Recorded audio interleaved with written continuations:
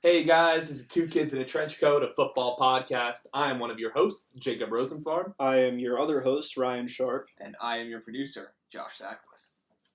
So week 3 of the NFL, we left off this last podcast talking about the Jets and Browns game coming up on Thursday night. You picked the Jets, I picked the Browns, and the Browns finally did it. Yeah, that was a game for sure. Baker, we finally got to see Baker, and that was awesome. Yeah, that was pretty great. Obviously, it sucks to see Tyrod Taylor go down. Very likable guy, good quarterback. But I got to admit, it was great to see Baker. I had a lot of fun watching him. He's so great. He's so much. The energy he brought to that team was palpable. The way they changed immediately. Exactly. Like, you can tell this is a whole different team with Mayfield at quarterback. Yeah, name the starter for next week. First Browns win in 630-something calendar days. Is that really what it is? Yep. Some outrageous number like that. How is Hugh Jackson still the coach? I will never get that. That's crazy. But yeah, 600-something days. And they finally got it versus the New York Jets. That's wild. Yep, I'm happy for Baker Mayfield. Personally, that game was kind of hard to watch just because it featured Jarvis Landry, a former Dolphin. You were struggling. That was rough. If I'm just a little insight, Ryan, you were very high on the Baker Mayfield train coming in pre-draft. Your whole campaign was get Baker to Miami. That was your thing. I respect it. That was at the time. That seemed reasonable. That seemed kind of not crazy that Baker would fall to 11. Yeah, we figured Darnold's going first, and then it'll be Allen and Rosen, and then Baker would just fall to 11 just based on the gap of teams that did and did not need quarterbacks. And, of course, he went first overall to the Browns. And then former Dolphin Jarvis Landry hit him in the end zone on the 2-point conversion, and that just... It hurt. Even though it was the Philly special? Yeah. I do love the Philly special. If you watch a football game with me, you'll figure that out pretty fast. I'm always asking for it. But just to see that happen, my future quarterback and my star wide receiver. Former future Dolphin and former Dolphin. It wasn't... I mean, it was really fun to watch, but... For you individually, we were talking about this. There were probably like a finite number of people who experienced that level of pain. Yeah. Just because like no one had built up the expectations of Baker to Miami except like... You were driving that train. Yeah. And then for it to come crumbling down, and the cherry on top is that Landry now becomes teammates with Baker in Cleveland. Yeah. And they have this instant connection, and I don't know. I am buying all the Landry stock available because I think with Baker there, yeah, his ceiling is just. Jarvis Landry looked pretty dang good. Too had that one catch inside the 5. Great use of his hands, just wash it right in. Mayfield put that ball where only Landry could get it. So, yeah. That's not a throw I'd expect him to make, but he went ahead and did it anyway. So he had some really just impressive throws. I don't know. I did not expect that level of confidence and that level of competency in his first start, thrown in there with no preparation. Especially he didn't prepare. He just came in because Taylor got hurt. Yeah, that was super impressive. He was the best rookie quarterback in that game, and that's saying something. Yeah, for sure. So yeah, I'm very curious to see. They've already named him the starter for this week. I'm very excited to see how it does against the Raiders. Yeah, me too. Raiders, a team that struggled lately. They're not. No, they haven't struggled. They're just bad. Yeah, that's the thing. So I think this will be another fun game to watch featuring Baker Mayfield. Oh, I can't wait. So that was Thursday night. We're moving into Sunday now. Shootout game, NFC South matchup, the Saints-Falcons game. What did you think of that? Well, I love some offense. If you loved offense, this was your game. Yeah, there was no defense to be found anywhere. Or if you had Drew Brees on your fantasy team, you love this game. Or Matt Ryan or Calvin Ridley. All of those players that they were on your fantasy team, you were a big fan. Yep, for sure. Yeah, that was a fun game to watch. I really enjoyed that. I agree. We were talking about it during the game. Drew Brees he looks old. Yeah. But he gets out there and plays quarterback like, he's 32 instead of 38. And he had that Vic-esque spin move. The spin move, yeah. That was before he tied the game. Incredible. That was the most athleticism I've seen out of Drew Brees in his entire career. Yeah, that was probably since his Charger days. No, definitely since his Charger. Yeah, that was cool. That was fun to watch. I'm glad Drew Brees isn't back. He never went anywhere, but I kind of feel like people were sleeping on him as how good a year this kid had, especially with that offense. Yep. This is a game I had Atlanta winning just because they were at home, and they just weren't able to hang on. I liked what I saw, though, out of Ridley and out of Tevin Coleman. I think it might be time for him to become the RB1 there. I think we've seen enough of Devontae Freeman. Yeah. So once he's healthy again, I think he probably takes up that third down role that Coleman's had for a couple of years now. See, that's the thing. I'm not sure when he's coming. Like, he hasn't practiced since after week 1.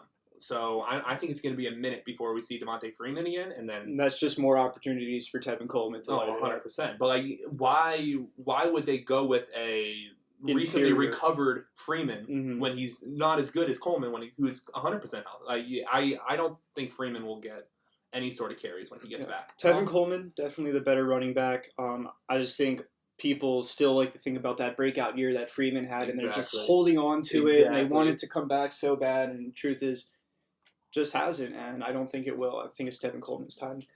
Yeah, the Falcons have been hit with injuries on the defensive side, too. Yeah, Deion Jones losing both their starting safeties, Ricardo Allen and Keanu Neal, that's horrible. Like, that is a back-breaking blow for that team. And then when you're going against that Saints offense, No, I mean, they're going to take advantage of that. For the rest of the year, they're going to struggle. I mean, both those safeties are out for the year. Deion Jones is out for a while. I am seriously worried about this Falcons team. Yeah, because they're going to have to, put up 37 in every game, I think, to compete. Yep, and we just saw them do that, and they didn't even win. So, Exactly. So, yeah, definitely shakes up the NFC South. I think the interesting thing about this game as well is how did the Saints react to a certain extent after such kind of a weird start to the year? They lost to the Bucs in opening week, and everybody's like, what is wrong with the Saints? What's going on here? And they struggle against the Browns. Exactly. And now, but looking back at those two games, those two teams aren't bad. No, not at all. They are not at the level we thought they were. So maybe we overreacted just a smidge. Just a hair. To the Saints. I think the Saints are still one of the best teams in football. I think we might have forgotten that in weeks 1 and 2, but they made it crystal clear in week 3. Yep. So switching to another game, the Falcons play indoors. They have a roof. This game was outside, and it was miserable, and that is the Packers at Redskins, rainy in FedEx Field, and not that great of a game for Aaron Rodgers and company. No, Rodgers does not look healthy. This is bad. I'm seriously worried he's playing on like a torn ACL because he is hobbled. He looks old and fragile. Yeah, I agree with that. The problem is though, your backup plan is Brett Hundley and Deshaun Kaiser. Deshaun Kaiser, I apologize. I don't know if that's any better in terms of options, but would you rather have a gimpy Aaron Rodgers or Deshaun Kaiser? Oh, Rodgers 10 times out of 10. Yeah, I'm not saying they need to make a change. I'm just saying like that drastically reduces their ability to do what they want to do on offense. And so I'm seriously worried about this Packers team. They lost Muhammad Wilkerson for the year. That's huge. That's so crushing. So I don't know. I was personally kind of high on this Packers defense to enter the year, but if they're losing their best player, and these corners are still really young. Yeah. Josh Jackson, Mackenzie Alexander. Jair Alexander, thank you. And there's Mackenzie Alexander as well, though. Yes, and Mackenzie Alexander as well. Okay, that was good. I was trying to remember if he was a Viking or a Packer. No, Mackenzie Alexander. He's the one that had that late interception that got called back against the Vikings. Yeah, so he's a vital member of that secondary, and all three of those players are either rookies or second years. So that's you can't just rely on that. A lot of work to do on the defensive side of the ball for sure, and they don't have that much of a run game to rely on. Their running back is a wide receiver. Yeah, exactly. I mean, getting Aaron Jones back will be huge, though. Yeah, that will be big for the Packers for sure. I just don't know how much he can really do in terms of taking the load off of Aaron Rodgers. Yeah, I don't know. The Packers were my Super Bowl pick. I was very high on the Packers in general, but man, there are a lot of red flags for this team. Yeah. I hope though, as the season progresses, they get healthier. These corners kind of learn the sport. They kind of crescendo at the right time. They kind of find their peak towards the end of the year. I did predict a slow start for the Packers. Granted, I didn't think Aaron Rodgers would be getting hurt. So hopefully he's not as injured as we think he might be. And we just need to RELAX, and they'll come back and have a fire second half and postseason. Would not shock me. No, I am honestly expecting that more than I am doubting it. Yeah, I like it. So you brought up the Super Bowl, with the Packers being your Super Bowl pick. Last year's Super Bowl champions, Philadelphia Eagles, get their quarterback back, Carson Wentz, making his first start since he went down against the Rams in Week 13 of last season. What did you think of his first game back? I think it's about what we were to expect, if we're being honest. I think this was a great game to bring him back, considering the Colts defense is garbage. Mm-hmm. So I think that's the ideal time to bring him back. And he looked rusty. He looked like someone who had just torn his ACL like 8 months ago. This is not somebody probably who should be playing football right now. Yeah, I definitely was a little shocked that he was starting. I still think Foles is reliable. I think the Eagles did what we did and overreacted with their loss to Tampa. and they're like, okay, we need Carson Wentz back. That might not have been the case, but I'm definitely happy to see him back. I think he had an okay first game. The other big thing to keep in mind here is Wentz was playing not only his first game with like first team reps regularly, but it was also raining pretty hard in Philly. It was raining all up and down the East Coast, and Philly, much like Washington, has an outdoor stadium. And I mean, Carson Wentz, I watched the full game as an Eagles fan, and Wentz looked a little bit athletic. Like, his athleticism hadn't decreased from what I could tell. He just had trouble making certain throws, and I think that's just going to come with time. Yeah, I mean, he was, like we said, he was just rusty. This was not a normal recovery for an ACL. This was a rushed recovery. Yeah, definitely very rushed. I think in terms of medicine, we've definitely come a long way, even compared to where we were, 8 or 9 years ago. You look at Adrian Peterson, tore his ACL midway through a year, and then the next season he came out and rushed for 2,000 yards. So I don't doubt Carson Wentz one bit. I do think, though, it'll take him a couple games to really get back to peak Carson Wentz. Exactly. I think we won't see him for a while, for being honest. I mean, before this game, the projection for him coming back was week 10. So, I think it's going to be a minute before Carson Wentz is fully healthy. This Eagles team is good enough, and their division is bad enough where I'm not too concerned about Carson Wentz's performance until we get to the playoffs, if we're being honest. I think 10-6 wins this division. And so I'm not at all worried about the Eagles getting there, even if they had Nick Foles under center. Yeah, me either. I think the Eagles can win 10 games regardless of who they have starting at quarterback. Definitely. So next game, definitely a shocker. We're looking at the 0-2 Bills against the 1-0-1 Vikings. It's going to be a blowout, right? All Minnesota? 16.5-point favorites. That's that's crazy. And they lost it. They lost at 16.5-point favorites. They lost by 21. That was such a wild game to watch, if we're being honest. We flipped that on when I think it was 10-0 Buffalo, because we're like, what is this? I remember when the Bills got out to a 3-0 lead. We're like, oh! We never thought they'd have any sort of points in that game. The idea that they would be leading at some point in that game was boggling to us. And then they scored on their first 5 possessions. Unreal. I honestly don't. This was just a baffling game to me. Like, it's so really hard to quantify just what happened. And they shut out the Vikings until there were like less than 4 minutes in the game. Garbage time. Yeah, it didn't matter at that point. There was no coming back. Josh Allen, based on what we've been saying about him for the past couple months, made us look stupid. He had a pretty good game. He had a fantastic game. He was awesome. He was calm, cool, and collected under center. He looked like a freaking athlete rolling out. He hurdled a guy. He hurdled Anthony Barr, one of the best linebackers in the league, and he just cleared him. It was incredible. He was so impressive to watch, and this insurmountably raises the ceiling on this Bills team for sure. So I don't know, maybe I'm just being like a salty Eagles fan or something, but the Vikings. So if we take it back to last year, so they win their division, and they win their division against the Lions, the Bears, who were both trash last year, and Aaron Rodgers-less Green Bay Packers, who we all know just aren't that great. Then they get a bye, right? They got a bye last year. Then they beat the Saints on that miracle play, get blown out by the Eagles, and then I believe they won their Week 1 game. Who'd they play? Week 1, the Vikings played the 49ers. So they beat the 49ers at home. Then they lost to the Packers on the road. Now they're losing to the Bills. Tied the Packers. Or tied the Packers. And this is a Packers team that just lost to the Redskins. And now they lost to the Bills. So how good is this Vikings team?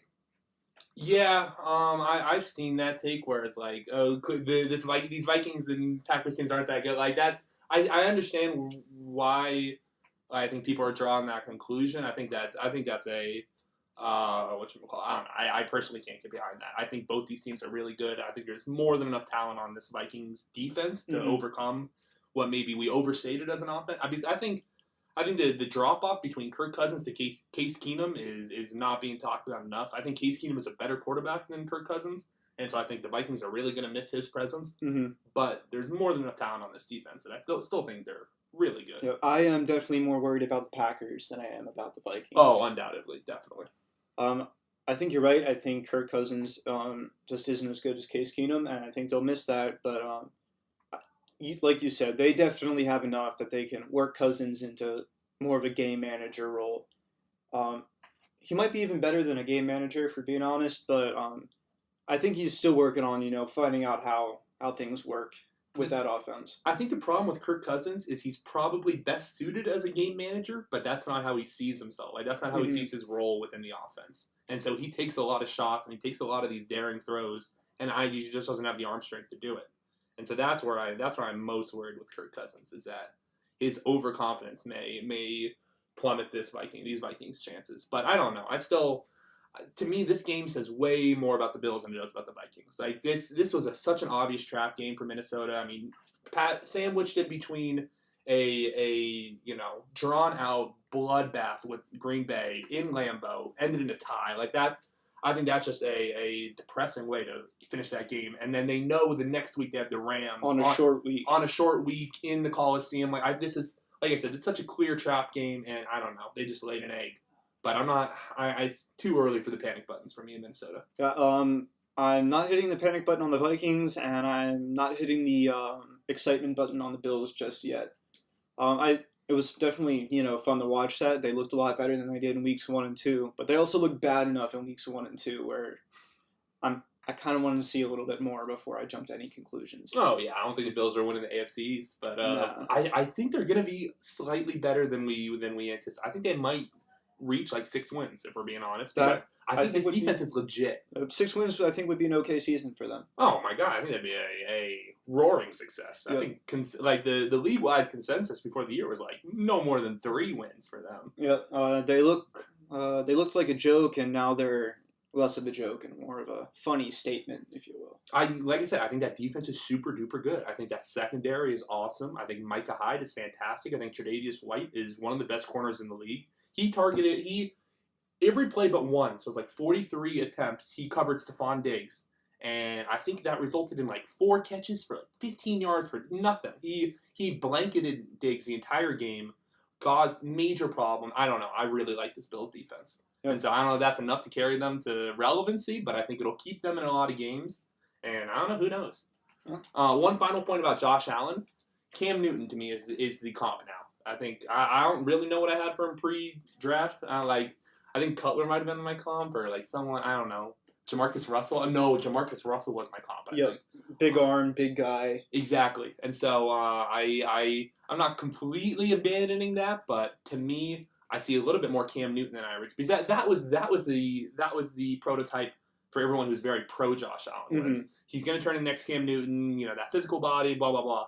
And I was like, I just don't see it. But now, I don't know. After the hurdle? After the hurdle, I'm convinced. I'm not on the Josh Allen train, but it's the play that changed everything. But I'm intrigued. Exactly, it is the play that changed everything. So let's move now to South Beach. Miami Dolphins beating Oakland Raiders 28-20. Raiders had a somewhat epic collapse in this game, and I think we all saw that coming. Yeah, I don't know if I call it epic per se. I don't know if I really ever counted the Dolphins out of this game. That's the thing. Yeah, that is the thing. I didn't count the Dolphins out either. I just kind of more expected the Raiders to fall apart. Yeah, exactly. They had a 10-point lead at one point. A 10-point lead late in the third quarter. Yeah. And then they have not scored in the fourth quarter yet this season. There's just so much confusion, it looks like, on both sides of the ball. And it would just help if they could find a good pass rusher. Yeah, good pass rushers are hard to come by in this league. That is a true statement. That is just ridiculous. I can't believe he said that. We're pushing 10 days ago now that came out of his mouth, and here we are, still laughing about it. Just to clarify, John Gruden's comments last week were we really need to find a pass rusher. This Oakland Raiders team is desperately in need of a pass rusher. Yeah, this Khalil Mack guy looks pretty good. Yeah, they should try and trade for him. Yeah, I think he's worth about 2 first-rounders. Yeah, something like that. Yeah. I think that's about his value. Yeah. So more surprising than the Raiders falling apart is the Dolphins are now 3-0, which is exciting for me.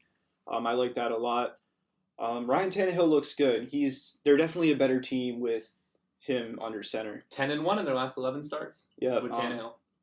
That's good. That's really good. It's better than Tom Brady. Yeah. So yep. He looks great. I'd like to see more out of the run game. They have Kenyon Drake, a guy who's supposed to be on the come up as the next young, real talent. And then they have Hall of Famer Frank Gore, and we just haven't seen a lot out of them this year. I do like their receiving core though.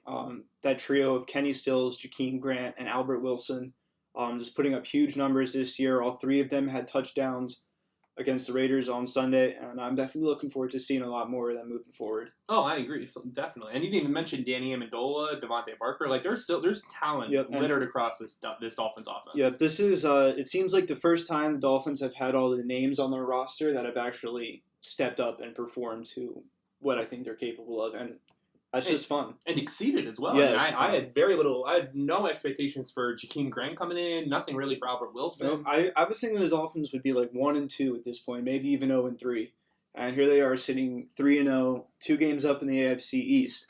That might be a fluke. I think we'll touch on that later. But for right now, I definitely like what I'm seeing out of the Dolphins. Oh my God, yeah, this has been super impressive. Adam Gase, clear frontrunner for Coach of the Year right now. I think what he's doing has been masterful. That defense has, I don't think it's as good as it's played so far. I think it's probably overachieved, but there's still talent everywhere. Yep, Xavier Howard definitely showing that he's one of the best young corners in the league, maybe one of the best corners, period. He has had 3 picks in the past 2 weeks, including a real good play in the back of the end zone against Oakland, and that was the game. Exactly. It was a game-clinching interception. I mean, that's huge. Those are some cojones. Yep. The Dolphins would score and ice it, but in terms of just, game on the line, Xavier Howard really stepped up, and I like that. And, they won that game and did a pretty solid job on defense without their star safety, Rashad Jones. So Yeah, Minka stepped up big. Minka Fitzpatrick, first-round pick this year, is looking really good. Yep, I think if they looked that good without their Pro Bowl safety, then once he's back, then they'll be even better. So yeah, I'm super excited to see how far this Dolphins team can go. Super stingy defense. Only allowed 2 red zone touchdowns so far, and I want to say less than 10 trips. So I mean, the recipe is there. Great coach, solid quarterback, good defense. I mean, that's in today's NFL. That's basically all you need. Yeah. Of course, the Dolphins are known for, falling apart. Last year they were 4-2 and then finished the season 2-8 for a 6-10 record. But hopefully things are different, and this year will keep being fun for me and all the other Dolphins fans out there, and anyone that just wants to see someone new be good. I mean, I think the major difference between this team this year and last year is Jay Cutler. Yeah. I think not having Jay Cutler anywhere near your team is just incredible. Yeah, it's weird what happens when you have someone who's motivated to play football as your quarterback. The differences are astounding when you don't have a locker room cancer under center. Yeah, that's pretty cool. I definitely miss Ryan Tannehill a lot more than I thought I did. Grateful for what you had. Just took 1 year of Jay Cutler to make you incredibly grateful for Ryan Tannehill. Yeah, maybe Ryan Tannehill just spent that entire year just, being a film buff and figuring out every defense in the league and just knowing all of it so he knows how to pick it apart. That would be cool. Wouldn't surprise me, honestly. With the way he's played this year, that would kind of make sense. Yeah, that's definitely what he's done.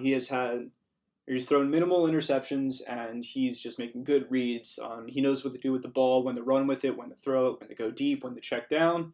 Those are all traits, he struggled with in his first couple of years, even up until the year they made the playoffs, that 10-6 record in 2016.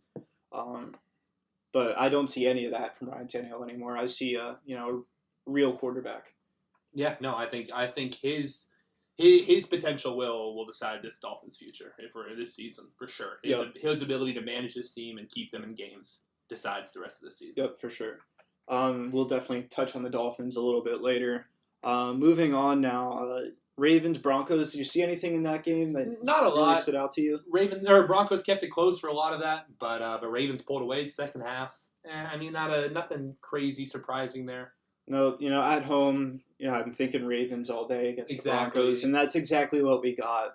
Nothing too spectacular from there. Same with the Panthers and the Bengals. One point on the Ravens, though, the Ravens are just significantly different at home. Like that is just night and day between their performance. Yeah, for sure. And that always kind of flummoxes me. I never really understand that to a certain extent. Like I understand playing better at home, but like having such a disparity between your performance on the road and at home, just I don't know.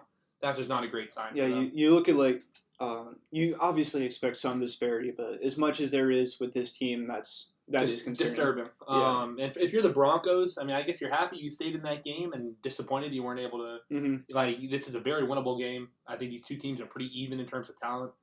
But in terms of coaching, the difference between John Harbaugh, and whatchamacallit? Vance Joseph. And Vance Joseph. I agree with is that. Scary. I think that Vance Joseph-led coaching staff in Denver, somewhat of a dumpster fire. Yeah, it's going to be rough. I think he should have stayed in Miami as the defensive coordinator.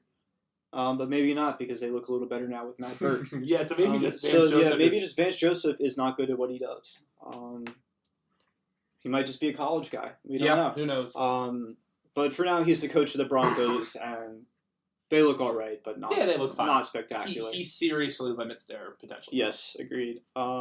So same kind of deal with the Panthers and Bengals game, whereas we expect the Panthers to win, and that's exactly what they did. The Bengals hung in there a little more than I thought they would. I expected them to be real bad this year. Yeah, exactly. I think I can officially say I was wrong about the Bengals. Mm-hmm. Like, I don't think I'm not going to go on the other side of the aisle and say that they're a playoff team, but I think I will move away from 4-12. Yeah, which was my original prediction. Switch from really bad to kind of bad. Yeah, exactly. Maybe mediocre. Exactly. I think mediocre is fine. Cam Newton lit it up as always. Yeah, couple scores awesome on the ground. He was fantastic. Christian McCaffrey was awesome. Yep. This Panthers offense is much more dynamic than we've seen it in years. I wasn't expecting a lot out of them this year, but here they are. A couple good wins so far, and definitely in contention to win the South. This is their best team since that 15-1 Yeah, squad. I would agree with that. And so I'm curious to see how far they can go. I think that division's going to be awesome. The NFC South. Yeah, it's going to be so close. It's going to be. Remember a couple years ago they were all bad, and we're like, who wants to win the South? Exactly. And then this year it's going to be like, who wants to win the South? But they'll all be good. And, it'll be definitely a lot more fun to watch. The Bucs could finish last place with 7 wins. That wouldn't shock me. Yeah, that does not sound surprising at all. So I guess moving on to a game that definitely I wouldn't say was exciting, but is somewhat shocking in terms of the start for this team, and that's the Texans falling to the Giants 27-22 at home. Your Super Bowl pick isn't looking very good, Jacob. Yeah, 0-3 start for my Houston Texans. No, I don't know. I might be abandoning them very quickly. I'm not 100% losing faith, but man, this is rough. I had them at 11-5, and I'm definitely abandoning that prediction. They look like right now they look like a 6-7 win team. There is just so much talent on this team, and Bill O'Brien just has no idea how to use it. He just has his incompetency is going to drive me to insanity. Yeah, I don't think I could be a coach in the NFL. No, neither do I. When I rag on coaches, I'm not saying I could personally. But Bill O'Brien also cannot be a coach in the NFL. But when I rag on Bill O'Brien, it's because I know for a fact there are better candidates out there. Oh yeah, for sure. Like I can say with 100% certainty that at least half the offensive coordinators in the league would be a better coach. Yeah, I'm just saying like myself, Bill O'Brien should not be an NFL coach. Exactly. Both me and Bill O'Brien should be watching Sunday football from our couches. Yeah, there's just so many good players. So you guys have that in common. Yeah, exactly. There's so many good players and just so many bad performances and questionable decisions by coaching and players alike. It's frustrating. Yeah, it's incredibly frustrating. But I still kind of have faith in this Texans team to a certain extent. I think there's enough talent there to win out. Deshaun, I kind of feel like we're repeating the same points as last week with this Texans team because we're just eternally frustrated by them. But Deshaun Watson still hasn't played a full season, and I think I really want to think that that at some point this will we'll just get it together to a certain not even get it together in terms of go 8-0 and roll through the playoffs, but show some level of competency in that you deserve to be here. Yeah, their losses are not great either. No, their losses are garbage. New England in New England, understandable, but then hosting the Titans, that's bad. How are you losing? If you they forgot to cover a gunner, and exactly. They just that was the easiest fake punt touchdown I have ever seen. I would imagine that was the fake punt until they saw. Oh yeah, they're just not going to cover the gunner. They probably just made that read and changed the play. I bet nobody else on the field knew except for the punter and that gunner. Hey, you're freaking wide open. Let's have a touchdown here. Let's score. Yeah, that would not surprise me at all. How do you forget to cover your guy? See, that to me is like that's the epitome of just horrible coaching. Like Yeah. that's no one's fault on the team. That's just a lack of comprehension by your coaching Yeah, staff. it's not like a safety who dropped instead of came in. No, it's just It's not a bad read. It's not a poor play. Like it's not somebody who was beat athletically. That was someone was just left wide open. a coach not preparing their special teams unit for the easiest play in the sport. Yeah, it's hard to mess up punt coverage. Exactly. It's difficult to mess up punt coverage, and they Texans did it. did it. So yeah, we're definitely frustrated with the Texans. Another frustrating game, I guess. Titans Jags, all field goals. Yeah, that was less frustrating to me, just more like surprising. Like, what is happening? Yeah, here? Blake Bortles came out, looked like a god against New England, and they can't even score a touchdown against the Titans. Yeah, I At don't home. know. I don't understand that. Just a weird game. Yeah. I don't know what to say about it because, like, I think Jacksonville is still really good, and I think Tennessee's still okay. I just don't know, like, what went wrong in this game that both teams only managed to kick field goals.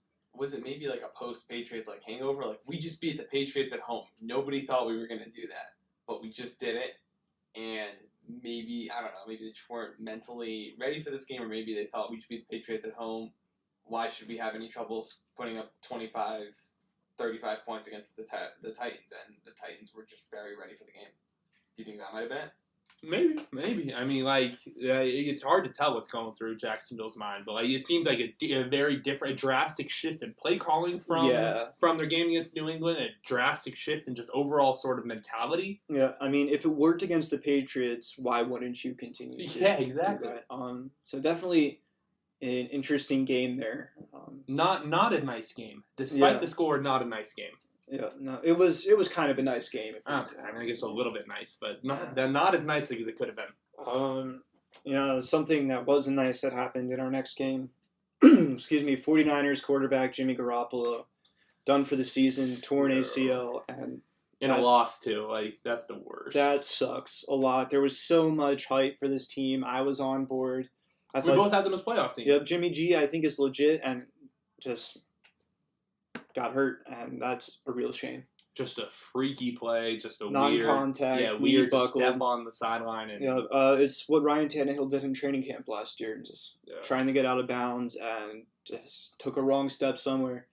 And the rest of the year is not looking too great for the Niners. They got C.J. Beathard right now, and then they're working out scrubs. Brought in Tom Savage, baby. That's what we need more of in NFL football. Is Tom Savage.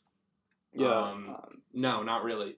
We don't need any more Tom Savage. I don't know. This is something we've talked about, and I'm sure it's been discussed all over the place. Do you see a Colin Kaepernick return to San Francisco? I mean, like, I feel like that was everybody's initial response. Exactly. And so they came out preemptively and were like, yeah, Colin Kaepernick doesn't fit our system. We're not gonna go get him. And that's just the same load of crap that everyone else is saying. So yeah, I think at this point, no NFL team is going to go with the lawsuit and everything that's happening. I don't think an NFL team is going to go after him. No, it's clear at this point. Yeah, I honestly thought this team might be desperate enough to do it, but obviously they're not going to. There's no owner I think is willing to make that sort of sacrifice. No owner is willing to not screw over, but like clearly side with Kaepernick over his fellow owners. Yeah, I think that sucks, if we're being honest. I'd rather have Colin Kaepernick a year and a half removed from football than Tom Savage. Yeah. And I really hope all the people listening would too. Regardless of what you think about what Colin Kaepernick did on the sidelines. Anyway, rough season ahead for the Niners. Yeah, this isn't looking so hot.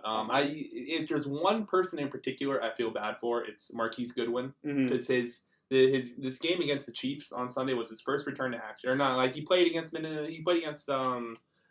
week 2, but didn't really do anything. He had one target, and so this was like first real game back in action. Him and Jimmy G had been talking about all training camp. It's like that's the connection. We're finally gonna unlock Goodwin's potential. And now he's stuck with C.J. Beathard. Exactly, and we have seen this play. We've seen Goodwin strapped with crappy quarterbacks, and it doesn't end well. Just someone who does have a bright future though. Their opponent from this week is the Kansas City Chiefs. Patrick Mahomes balls out again. Yeah, that's not too surprising at this point. Do you think he's going to slow down at all anytime soon? That's the thing. I mean, what's slow down for Patrick Mahomes? Because he threw for, I think, 350 and 3 touchdowns against it. And so I think that's probably where is that a regular day for him? I kind of think that's a regular day. Yeah, I would agree with that at this point until someone starts to truly figure him out.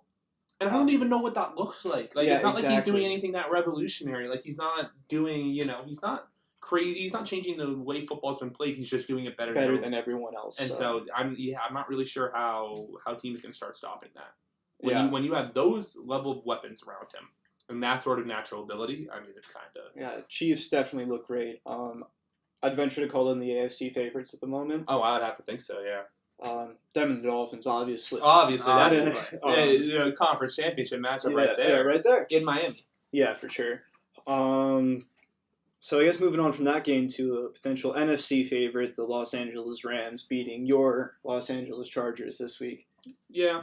Any takeaways from that game? Nothing terribly surprising, if I'm going to be honest. This is kind of what I thought would happen. There was a couple moments where the Chargers could have climbed back in, but I mean, when you can't stop this offense, there's no real hope. I mean, Jared Goff just had whatever he wanted that game. There was holes all over that defense. Their ability to just spread them out, spread all the receivers out, and just pick apart the holes in the defense it's unstoppable to a certain extent. The score 35-23, that's kind of what I expected.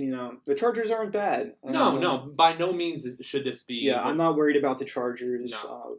I think this was, an okay game for them, and this is what I saw from this game, and that's what we got. So the Chargers are going to struggle against elite running attacks every time. The Rams have a great offensive line. They have the best running back in the league, and that's a recipe for disaster. Yeah. And so from there, the Chargers are going to struggle. And then when you add on top an electric passing attack, it's over before it ever really started. Yeah. I think the two important takeaways from this game, though, is the loss of both Aqib Talib and Marcus Peters. That's definitely going to hurt the Rams. That's huge. Moving forward.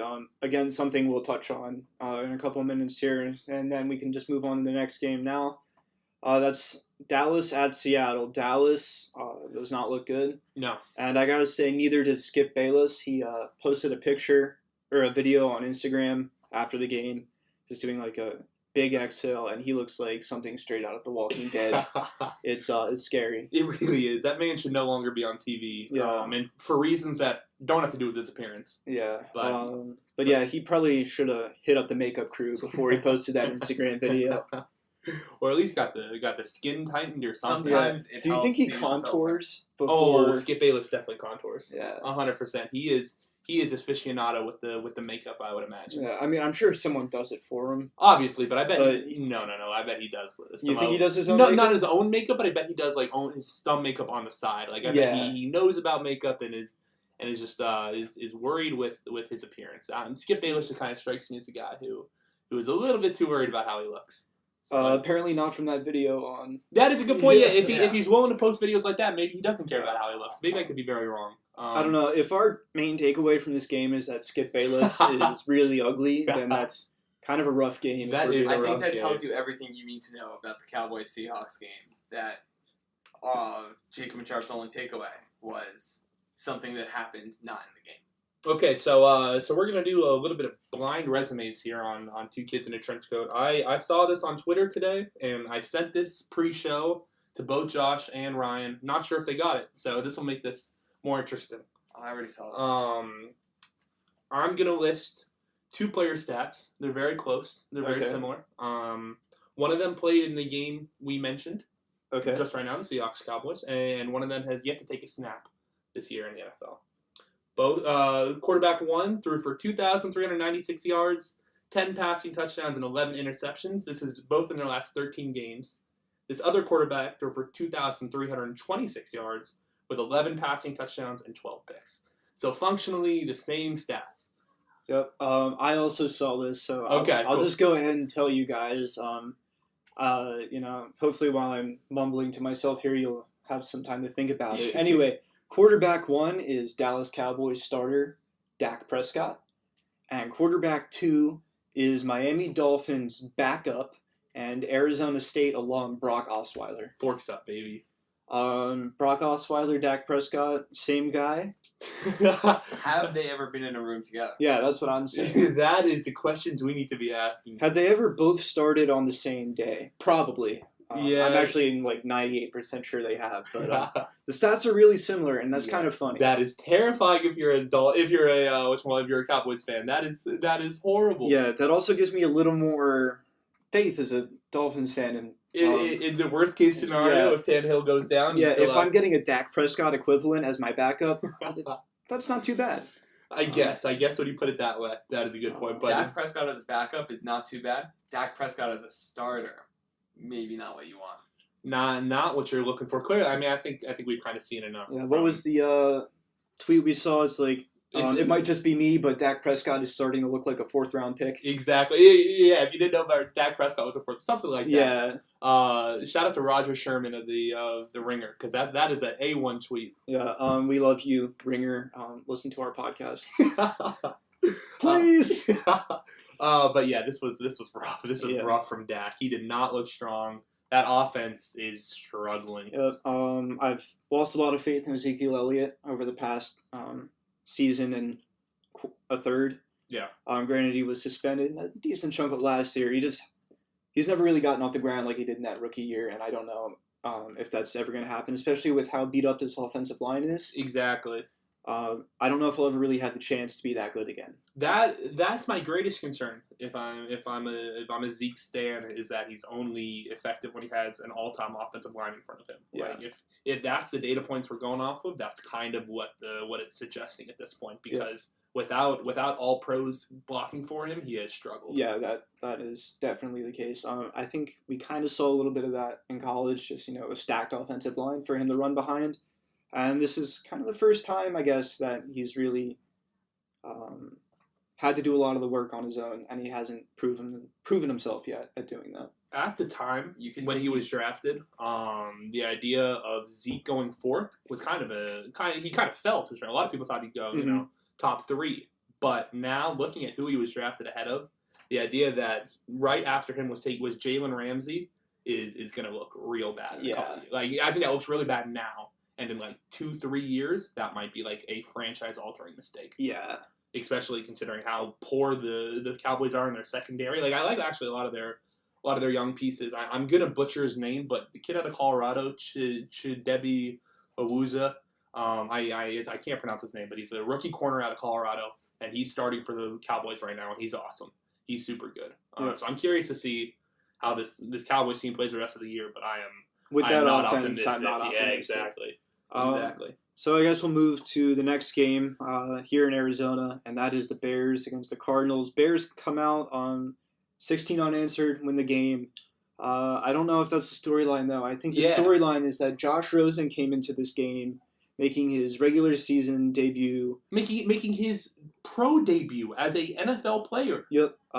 Down 2 points with 4 minutes left in the game. What coach in their right mind sends in a rookie who has never played in the NFL to make his debut on a game-winning drive? I have never even fathomed it. This idea that a rookie quarterback would come in with no and no one was hurt, bro. And he wasn't forced to go in. Yes, Bradford was struggling for sure, but he got them to this point. Exactly. And and right now, what do you with 4 minutes left? You're definitely still and down by 2. You're still in the game. Why would you thrust all that responsibility onto someone who's never played the NFL before? So the thought process is either A, Steve Wilkes is saying, I'm trying to win this game, and I think Rosen gives me the best chance. And if that's his thought process, more power to you. I just vehemently disagree. I don't think you were right. Or he's thinking, what do we have to lose? Let's just throw Rosen out there. But if that's the case, then why not just wait until you have a week of game plan? Exactly. Why throw him out against a solid defense in the most high-pressure situation possible when you could wait until next week when you're hosting the Seahawks and just say, let's give you a week to game plan and kind of figure this stuff out? I don't know. That was just coaching malpractice. That was weird. That was, I don't know. Yeah, I'd be super concerned if I'm a Cardinals fan because that is not it. In Steve Wilkes' first real test, he failed. Yep. Josh, has something to add? Yeah, and maybe it's going to affect him, maybe it won't, but he essentially threw, I call it 1.5 picks. He threw a pick on his first drive to end the drive, and it's okay, well, that kind of sucks, but Sam Darnold did the same thing. And then on his second drive, he threw another pick, and if Khalil Mack had jumped off sides, that pick would have stood. And even still, that drive ended with Rosen taking a sack to essentially end the game for the Cardinals. Didn't it end on a pick? Didn't he throw a pick then? That pick got called back. Yeah, it got called back. Someone right. jumped That's why off I'm saying sides, but then he got sacked with like 12 Yeah. seconds left, and that was kind of That's it. why I'm saying Right. it's 1.5 picks. He essentially threw 2 picks and took a game-ending sack to end that game. And when I think maybe Steve Wilkes was like, you know what, this is going to be a positive memory for Josh Rosen to build off of for his career. And now this is like a really bad memory. Maybe Josh Rosen goes off and has a great career, but this certainly wasn't a great start, and I don't think putting him in there helped him. Yeah, definitely a weird decision, and it might impact his thinking coming out. You know, he might just be so worried about not throwing picks and taking sacks that he just does it anyway because that's the only thing he's thinking about. Yeah, I know. It's not looking good in Arizona though. This was a strange call for a team whose season is already over. Like we knew that before this game even started that their season was done. And so what are you doing? I don't know. Steve Wilkes is looking like a lot like a 1-year guy to me. I hope not for his sake, but man, that was a strange decision. Yeah. Another game full of, I don't know, strange decisions or just strange events, but that is the Sunday night game between the Lions and the Patriots. What the hell happened? What? I honestly, this baffles me more than the Vikings game. I was more surprised by this one just because of how the Patriots, I think, in their first 3 drives went 3 and out each time. Like, they just could not get the ball moving against a crappy Lions defense. Just like a poor game plan seems out of the question because it's Bill Belichick, but that's what it looks like. Yeah, I don't know. I can't figure this one out if we're being honest. There's a serious lack of talent. Like we might just have to chalk it up to that. Yeah. Because if you take out the quarterback position, this is a bottom 10 NFL roster. Yeah. Maybe bottom 5. Like, this is rough.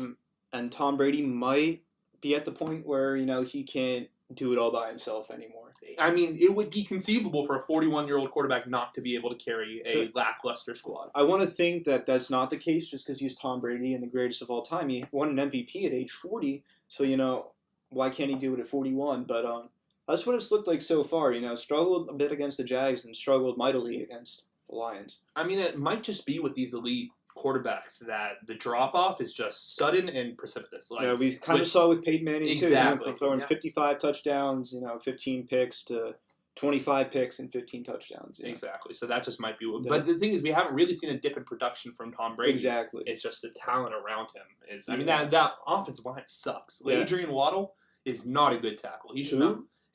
he should not be a starting tackle in this league, period. And if he's New England, like he is... Tom Brady's blind side, like, come on, what are you doing here? And their defense does not look much better. No, God, I mean, there's just a lack of outstanding talent. Trey Flowers is solid, and then cricket noises after that. Yeah. Like, there's nothing.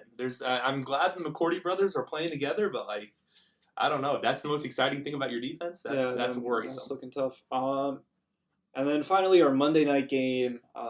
It wasn't close, and then it was.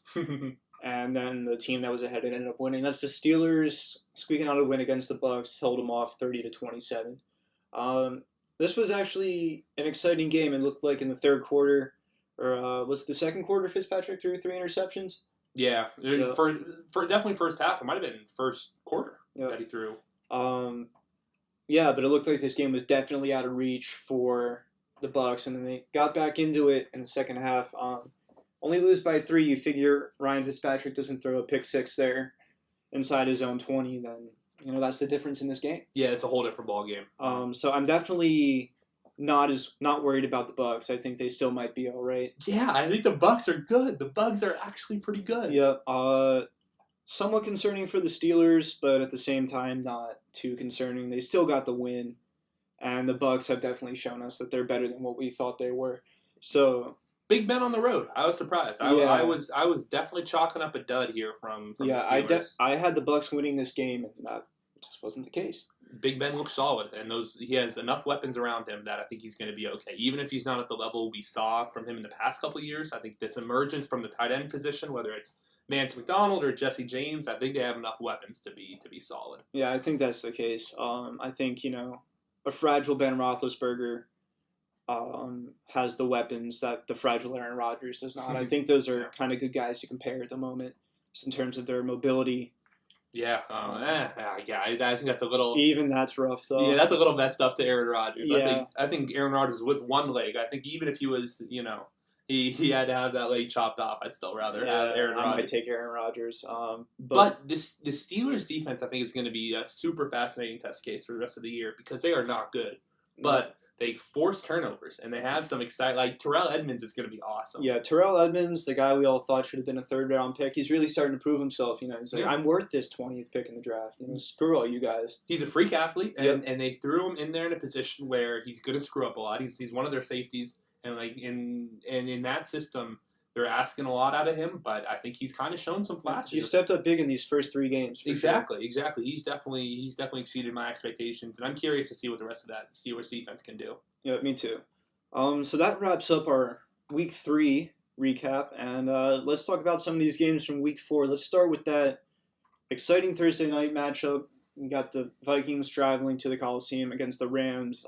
Vikings coming off that bad loss to the Bills. Rams, solid win over the Chargers. Before we move on to Week 4, Ryan, do we want to give our Week 3 awards just to kind of put a bow on everything? Oh, man, we almost forgot that. Thanks, we almost Josh. did. Thank goodness. Josh is here. So, yeah, awards. Offensive Player of the Week. Who you got, Jacob? My Offensive Player of the Week, Ryan, is none other than Kerryon Johnson, running back of the Detroit Lions. I had a little trouble remembering who I picked. Kerryon Johnson, the first Lions running back to rush for over 100 yards in 70 games. First time since 2013. That's wild to me. That was a mind-blowing stat that popped up on Monday night. Yeah. Or Sunday night, sorry. I was, I don't want to say I was impressed with it because, I think a 100-yard game is, normal in the NFL. Yeah. But 70 games without one, that's bad. Yeah, that's really bad. And we were thinking about it Sunday night, like what has the Lions running back situation been in our lifetime? And it's a lot of Javid Best. Yeah, Javid Best, Reggie Bush, Amir Abdullah. Theo Riddick, he's still on the team, but those type of players that man, it kind of makes sense why they haven't had a 100-yard rusher. I still think they should have taken Geis, but shout out to Kerryon Johnson. He's looked really good. He's solid. I think he's going to be super fun in that offense for the next couple of years. Mm-hmm.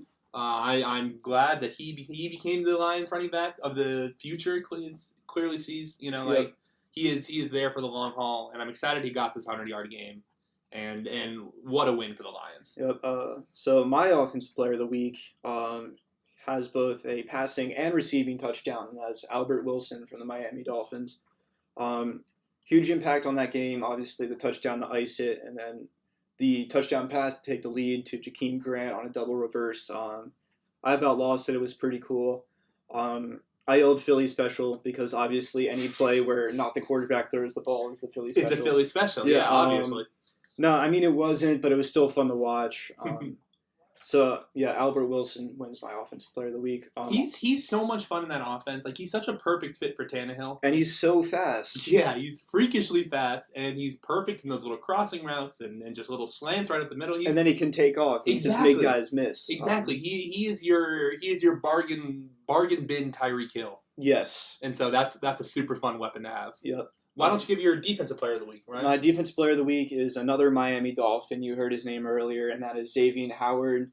Had 2 picks, the one in the back of the end zone to seal up that game. 3 so far this season. Great week last week. Obviously the team probably doesn't win that game without him. Came up clutch, and that earns the Defensive Player of the Week honors from me. I like it. Yeah, I'm excited to see what this whole Dolphins defense can do, especially Howard. I think he's really asserting himself as one of the best talents in the league, and I'm super excited to see what he can do. My Defensive Player of the Week is Jerry Hughes, pass rusher for the Buffalo Bills. He has long been one of the more underrated players in the league. I think teams who have to face him know that Jerry Hughes is just a force off the edge, but I think the rest of the NFL, especially maybe more star-oriented fans, don't have any idea who Jerry Hughes is. But he pretty single-handedly wrecked that game for the Vikings. Yeah, for sure. He was just in the backfield the entire time. He made Riley Reif question his entire existence, I think. I'm not sure if we'll ever see a Riley Reif performance like that again, just because he may not get the chance. Yeah. Jerry Hughes put up 13 total pressures, 10 quarterback hurries, a sack, and 2 hits. Those are just outstanding numbers. Exactly. He was a major presence in that game. Him and fellow Bills pass rusher Lorenzo Alexander combined for 22 total pressures, which was more than 21 other NFL teams this week. That pairing is awesome. Jerry Hughes individually is incredible, and that's part of the reason I'm kind of buying into the Bills just a little bit. Just a little bit. I think they had some really exciting pieces on the defensive side. Yeah, I agree. They definitely look good on the defensive side of the ball. I hate to say that, but they do look good. They really do. Our special teams players of the week, a little harder to find this week. Nothing too exciting happened. But mine is Cleveland Browns kicker Greg Joseph. Came in, hit a field goal, an extra point, did not miss anything for the Browns, and helped them get their first win. This, of course, coming after Zane Gonzalez leaves a bunch of points on the board against the Saints the week before, costing the Browns a win. So, Greg Joseph, you did it. I'm proud of you. The video of Browns fans cheering as he makes his warm-up kicks is phenomenal. Yeah, for sure. You can just see the pain and heartbreak that has been with this Cleveland franchise when it comes to kickers for the past couple weeks, I think it's good to see someone that has a little bit of consistency. Yep. My special teams player of the week is also a kicker. It is Tennessee Titans kicker Ryan Suckup. He went 3 for 4 in the Titans win and was the only person who scored points. And so that's pretty cool. If you're a Titans fan, we were able to win that game with only field goals, and couldn't have happened without Ryan Suckup. Yeah, so good for him. He should get the game ball. He definitely should. I bet he did get the game ball. He did, if I'm being honest. Yeah, that was an impressive performance from a longtime vet. Yeah. Good job by Suckup, and good job by the Titans defense as well. Just keeping the Titans ahead. So they did what the Patriots couldn't. Yep. And that's contained Blake Bortles. Yep. All right, so I think now we're ready to move on to our Week 4 slate here. A couple games we definitely want to touch on. The first one, like I said, is that LA-Minnesota game. So what do you think of this? Well, I have thought long and hard about this game, and I'm liking the Vikings in this one. I think, like we talked about during the Vikings-Bills segment, this was a obvious trap game for the Vikings. Sandwiched in between, how should I put this? In between that Bills game, to go from the Packers and then the Rams, the expectations were just way too low for this Bills. Yeah. And so I think the Vikings bounce back really hard here against the Rams, and I think they are on a mission to prove that they are not as garbage as they played. And so I really do actually like the Vikings in this game.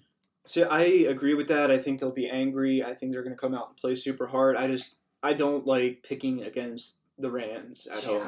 Yeah. That's a hard one to really wrap your head around, if we're being honest, because this Rams team might just be an all-time awesome team. Yeah. Best running back, all-time defense probably. I mean, maybe not without Talib and Peters, but they're still pretty good. NFC Championship game preview? Potentially. I would not be shocked. I would not be shocked either. It would have. It's interesting to say this now, but because 2 years ago this would have seemed crazy. But I'm taking Jared Goff over Kirk Cousins. Not even close. 10 times out of 9. Goff has really impressed me this year. Yep. I think a lot of last year I was like, okay, this is all McVay. This is all their system, and I don't think he did anything to disprove that. But this Rams team with this collection of weapons, Goff has had to do a lot of management, a lot of facilitation in terms of where the ball is going and keeping everyone happy, and that's a huge part of this. And he's doing fantastic. Goff was my MVP pick going into this year, and so far I'm sticking with it. Yeah, I think the talent disparity in this team may just that would be my greatest fear if I'm actually serious about the Vikings, is that the Rams just have way more talent. Exactly. So we'll move into our Sunday set of games now. One I want to touch on is the Jets and the Jaguars. How do you think Jacksonville is going to rebound from this weird loss to the Titans? Oh, I think they come back huge and just make Sam Darnold's day miserable. I would not be shocked if it was like 2-3 picks, less than 200 yards through the air, double-digit incompletions. I think this is a rough game for Darnold. Yeah, this has all the makings of like a 38-6 kind of game. I think Jacksonville definitely respond. I think they're angry, and I think that'll help them beat the Jets because, frankly, the Jets are just okay, and the Jags are still really good. The thing I'd worry about if I was really invested in this Jaguars team is that Darnold just plays out of his mind. I think we've seen before these rookie quarterbacks not scared by the typically great defenses. Mm-hmm. Josh Allen this week against Minnesota, against when these defenses don't have much game film to go against, and the quarterbacks aren't intimidated because they're not playing against these guys every year. Yeah. I think that's just kind of a recipe for a weird game, and I could totally see that happening here. Yeah, I could see it, but I don't think that'll be the case. I think you're more on track with the bad day for Darnold. Yeah, I can get behind that. Next game I think we were intrigued by features one of the teams we just talked about, Bills-Packers. How do you see that one going? I'm going to take the Packers at home at Lambeau Field, but I don't think this game is going to be the joke we thought it was 2 weeks ago. I think Buffalo's definitely pumped up after beating the Vikings like that on the road, and they should take some of that momentum into Green Bay. If it'll be enough, I'm not entirely sure, but I'm looking forward to this game more than I was looking forward to Vikings Bills. Oh, yeah. I can definitely get behind that. Yeah, I'm way higher on this Bills team now than I was a week ago. Exactly. This time. So yeah, I this very great intrigued. defense against hobbly Aaron Rodgers. I mean, I'm excited to see if Josh Allen can do what he did on Sunday against a Vikings defense. Imagine what he'll do this Sunday against a much crappier Packers defense. Yeah, that's going to be awesome. That'll definitely be interesting. It's going to hurdle two guys. Yeah, at the same time. Exactly. It's going to be wild. So I'm very intrigued by that. Yeah, a game we thought was a joke. Something to keep an eye on for sure. Oh, definitely. So what's next? What else? I think another 10 o'clock game that really intrigues us is Bears-Bucks. How do you see that one going? This is another game where I kind of want to take the home team and the Bears, but I think the Bucks, after their 2-1 start and hanging in with the Steelers, I think they can probably go on the road and end up beating the Bears. I think I've seen a little bit more cohesiveness out of Tampa Bay than I have out of Chicago. Chicago struggled in the first 3 quarters against the Cardinals. The Cardinals are not that good. The Browns have hung in with great teams all season, and did I say Browns? I meant Bucks. The Browns have hung in there too. Yeah, you weren't wrong. But Tampa Bay's been competitive against much better teams, and I think that'll probably give them a bit more of an edge against the Bears this week, even though it's in Chicago. I agree for sure. I'm curious to see Mitch Trubisky against this defense. I think this is probably the best defense Mitch Trubisky has played so far this year, and so I'm curious to see how he reacts to that.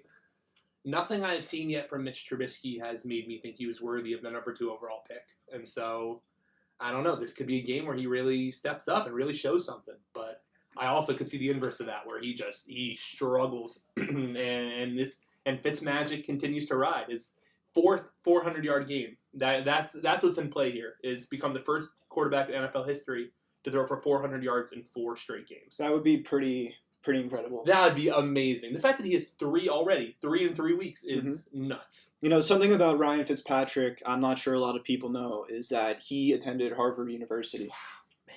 So, not only did he grow up in Arizona and attend Highland High School, but he also attended Harvard? Yep, he went to Harvard, as did his tight end, who unfortunately is out for the season now, Cameron Brate. Yeah, that's unfortunate. The Harvard to Harvard connection is no longer there. Yeah, that's a tough injury in terms of Harvard jokes and in terms of football. Exactly. For both of those very important things. Remember that period in a couple years ago where Cameron Brate was the fantasy tight end to have? God, yeah. I think he was just pulling down consistently 2 touchdowns a game. He was awesome for a short stretch of period. Yep, and then he wasn't, and then he just had another smart person start throwing the ball, and he took off again. He was everyone else around him was just too dumb, and now he finally has someone equal to him in intelligence, and he was just now I can start producing again. Yep, I think that might be what Ryan Fitzpatrick felt as well.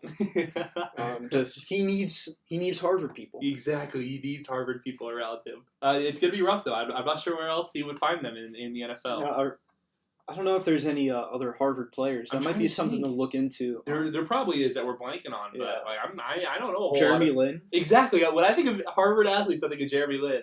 We're going to get back to you on Harvard players, and we might even get you some greatest Harvard athletes of all time. That might be a fun segment for next week. That might be. What other games do you want to talk about? Well, I think probably the final intriguing game from this weekend is Chiefs Broncos, which is actually on Monday night.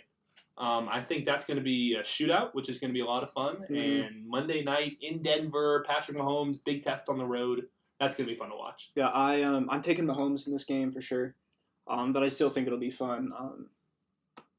Yeah, definitely. I think it's hard to get a bet against the Chiefs here, but I don't know. Monday night, the electricity in former Sports Authority Field. The nameless stadium. Exactly. So yeah, I don't know. I'm curious to see. Yeah, that'll definitely be an interesting game. I think it's going to be not a dominant performance by the Chiefs, but I think they'll probably be ahead the whole time. I don't think the Broncos will ever really be in it, but they'll give us the idea that they are, and it'll make for a good game. Yeah, I can get behind that. I'm very curious to see how this Broncos defense reacts, especially after such a disappointing loss. Yeah. And then another game, I'm surprised you said this Monday night game was the last interesting one. We're looking at... I skipped... I'm sorry. I skipped one glaring one. My bad. Yeah, Jacob, I'm very disappointed. He skipped over Dolphins and Patriots, this game in Foxborough. It is the 10th anniversary of the Wildcat game where Ronnie Brown was responsible for a bunch of touchdowns, some on the ground, one through the air. My fantasy, I guess, is the Dolphins just come back and destroy New England again with the Wildcat. I think we might have gotten a sneak preview of it with the double reverse against the Raiders. Yeah. Probably not, though, but this is definitely the first time in a while I felt like Miami's had a real chance to beat the Patriots in Foxborough. With no joking in my voice, I am 100% serious when I say that Dolphins-Pats is the game of Sunday. That's going to be an awesome game to watch. I'm super excited to see how Tannehill reacts in Foxborough. I don't know. I think I really could see the Dolphins rolling into New England and stealing a dub here, and then rolling out 4-0 and a 3-game lead in the AFC East. You're just quivering with excitement. I mean, obviously that lead depends on what the other teams do, but man, a 1-3 Patriots team that just sounds weird. Not something we see a whole lot of. That's my main reason for hesitation in supporting the Dolphins this week. But yeah, I don't know. This is New England just like upset enough that they're going to come out and be like, screw all you guys and just roll? Or are they going to struggle again? And right now I'm just inclined to think they'll continue to struggle after struggling against Jacksonville and then not being able to turn it around against Detroit, one of the worst teams in the league. I think this Dolphins offense is better than the Patriots defense, and I think this Dolphins defense is, aside from Tom Brady, better than the Patriots offense. Exactly. And so when you break it down like that, it seems like a pretty clear path to victory for the Dolphins. I'm not going to call a win for Miami, but I definitely like their chances. Do it. Call a win. Do it. I dare you. I can't do it.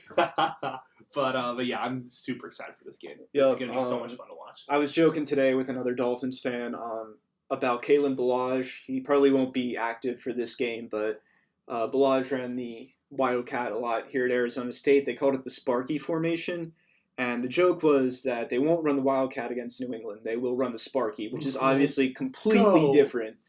New system entirely. Wildcat doesn't exist anymore. Sparky, nothing like that. But it's happening. Yeah. But that's the only logical explanation. The joke, obviously, is that they're the same thing, but ASU refused to call it the Wildcat just based on the University of Arizona, their arch rival mascot name. So that was just a fun thing to talk about this morning. But definitely an exciting game. Yeah, I cannot wait. I think the Adam Gase versus Bill Belichick is intriguing. Tannehill versus Brady. Oh, man, I cannot wait. And if the Dolphins lose, they still have a lead. Exactly. No matter what happens, Monday morning we will be able to say the Dolphins are still winning the AFC East. And that is just wild to me. I don't know what to do about it because this has never happened before. Yeah. This Patriots team has never looked this bad. And the Dolphins have not looked this good since the middle of that playoff year 2 years ago. So everything's coming together. Yeah. Everything is coming together. I don't want to predict anything, but let's just say your hopes are high. Yeah, my hopes are high, but I'm also prepared to be disappointed. So I think that wraps it up for this week, unless you guys wanted to add anything else on. No, I think that's about it. All right, so yeah, this has been another fantastic episode of Two Kids in a Trench Coat, and we'll talk to you guys next week. Thanks for tuning in.